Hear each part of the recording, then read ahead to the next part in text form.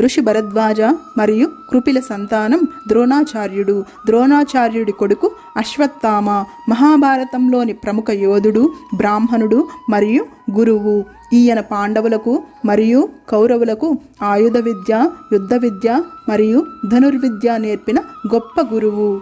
ఈయన ఏకాగ్రత మరియు ఆయుధ విద్యలో అనుపమమైన జ్ఞానవంతుడు, రాజధర్మం పాటించే శిక్షకుడు. ధనుర్విద్యలో అర్జునుడు ఎవరికీ సాటి కాదు. ఎందుకంటే అర్జునుడు వినయం, కష్టపడి సాధన చేసే గుణం, గురుభక్తి మరియు ఏకాగ్రతతో నేర్చుకున్నాడు. అందుకే అర్జునుడు ద్రోణుడికి ప్రియ శిష్యుడయ్యాడు. ద్రోణుడు హస్తినాపుర రాజ్యానికి రాజగురువు. ధర్మశాస్త్రం ప్రకారం రాజు వద్ద పనిచేసే గురువు, సైనికుడు మరియు మంత్రి యుద్ధ సమయంలో రాజుకు విధేయత చూపాలి. అందుకే ఆయన యుద్ధంలో కౌరవుల సేనాధిపతిగా ఉన్నాడు. అయితే మనసు మాత్రం పాండవుల దగ్గరే ఉండేది. తన కుమారుడు అశ్వత్థామ అంటే ద్రోణుడికి అత్యధిక ప్రేమ. ద్రౌపది వస్త్రాపహరణ సమయంలో అధర్మాన్ని ఆపలేకపోయాడు మరియు యుద్ధంలో సందిగ్ధతకు లోనయ్యాడు. మహాభారత యుద్ధంలో ఆయనను ఆపలేని శక్తిగా వ్యవహరిస్తున్నప్పుడు సత్యాన్ని మాత్రమే ఆచరించే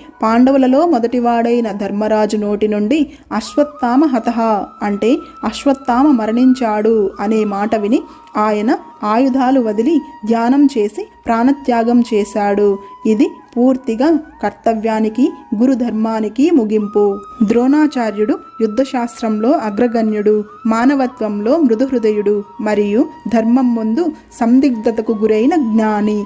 దీని నుండి మనం నేర్చుకోవాల్సింది ప్రేమ ఉన్నప్పటికీ నియంత్రణ అవసరం.